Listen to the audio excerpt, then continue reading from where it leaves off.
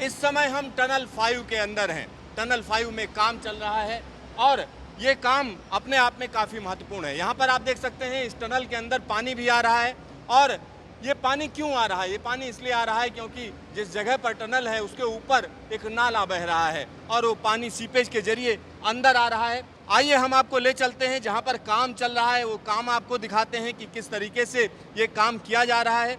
और यहाँ पर काम करना आसान नहीं है क्योंकि ये जगह ऐसी जगह है जहाँ पर फ्रेश एयर की ज़रूरत है। लगातार नज़र रखी जाती है कि जो ऑक्सीजन लेवल है वो सही है या नहीं है, साथ ही साथ जो चट्टानें खोदी जा रही हैं उसमें कोई गैस तो नहीं निकल रही है। और इन सब पर बातचीत करने के लिए हमारे पास कनकेश जी हैं जो इस टनल का काम देख रहे हैं। सर, यहाँ पर जो काम चल रहा है वो किस तरीके से किया जाता है, क्या क्या ध्यान रखते हैं आप लोग? देखिए, हमारे में एक टनलिंग के लिए टेक्नोलॉजी यूज़ की जाती है कि NATM टेक्नोलॉजी का हम इस्तेमाल कर रहे हैं, जिसमें हमारा परम उद्देश्य रहता है कि जितना हम खोदें, जितना भी हम टनल को एक्सकेवेट करें, उसको तुरंत प्राइमरी सपोर्ट लगा के स्टील जो भी हमारा सपोर्ट है वो लगा के उसको सुरक्षित कर दिया जाए।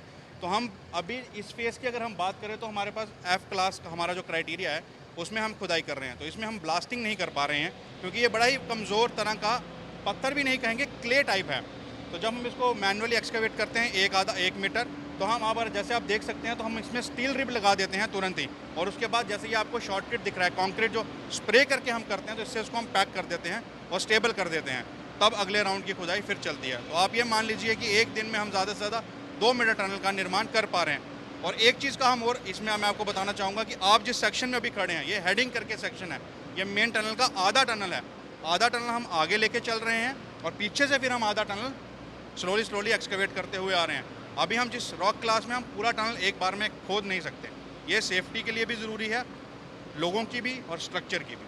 तो यहाँ पर आप समझिए जिस जगह पर ये टनल खोदी जा रही है वो हिमालय की ऐसी चट्टानें हैं जो काफ़ी कमज़ोर हैं। आगे हम आपको दिखाते हैं कि किस तरीके का प्रोटेक्शन लिया जाता है क्योंकि यहाँ पर सुरंग खोदना आसान नहीं है। अगर आप बड़ी तेज़ी से चलते हैं तो होगा क्या, ऊपर से चट्टानें गिर पड़ेंगी। यानी एक ऐसा मटेरियल जिसको सुरक्षित किया जाना है। तो यहाँ जो तरीका है वो आप देखिए कि आसपास के स्ट्रक्चर को कहीं ना कहीं मजबूत किया जाता है और इसको क्या करते हैं, एक ऊपर का हिस्सा धीरे धीरे खोद के चलते हैं, नीचे वाले हिस्से को बेंचिंग कहते हैं, हेडिंग एंड बेंचिंग।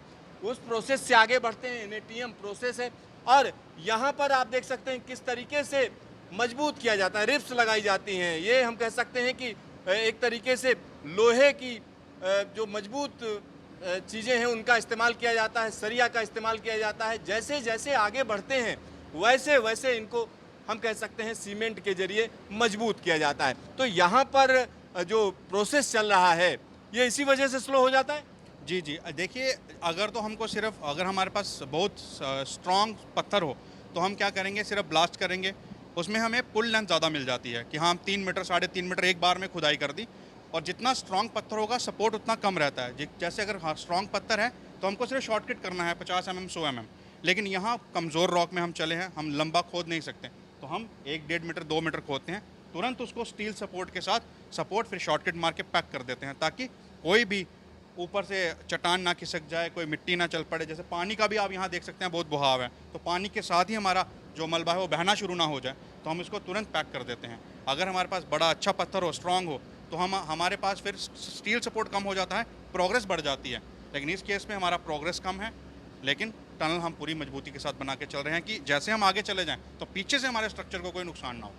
कनकेश जी जो बता रहे हैं वो वाकई हिमालय के इस इलाके के लिए काफ़ी महत्वपूर्ण है और लंबा अनुभव है इनका क्योंकि इन्होंने दूसरी जगहों पर भी काम किया है। अगर हम USBRL की बात करें तो उसमें भी कनकेश जी काम कर चुके हैं, साथ ही साथ जो हिमालय की दूसरी सुरंगें हैं उनमें भी काम कर चुके हैं। लेकिन यहाँ का अनुभव इनका बिल्कुल अलग है क्योंकि जब भी हिमालय में आप जाओगे कहीं ना कहीं चौंकोगे क्योंकि अंदर जा रहे हो, तो अंदर जाने में हर जगह आपको नई चीज़ मिल रही है। जी जी, बिल्कुल। कहीं हमें सिर्फ पानी का तजुर्बा हो रहा है, कहीं पानी के साथ बहने वाले मटेरियल का तजुर्बा हो रहा है, कहीं हमारे नाले बहुत नीचे लेवल पे हैं, टनल टॉप से बहुत नीचे हैं, तो हमको वहाँ भी बड़ी सावधानी से काम करना पड़ रहा है कि टनल ऊपर ओपन टू स्काई चिमनी ही ना ओपन हो जाए। तो हमें बड़ी सावधानी और अलग अलग तरह से कभी कभी हम अलग प्रयोग भी करते हैं ताकि हमारा स्ट्रक्चर थोड़ा तेज़ भी चले और सपोर्ट बनी रहे, क्योंकि इतने सारे लोग यहाँ काम कर रहे हैं, उनकी सुरक्षा की जिम्मेवारी भी हम लोगों पर ही होती है। आपका ढेर सारा धन्यवाद न्यूज स्टेशन से बातचीत। Thank you sir. यहाँ पर आप समझिए ये काम काफ़ी महत्वपूर्ण है, लेकिन काम तेजी से होना है, सेफ्टी के साथ होना है और तय टारगेट पर पूरा किया जाना है, लिहाजा इस पर लगातार नजर रखी जा रही है। कैमरामैन हीरा मंडल के साथ सिद्धार्थ, न्यूज स्टेशन, टनल 5, कौड़ियाला।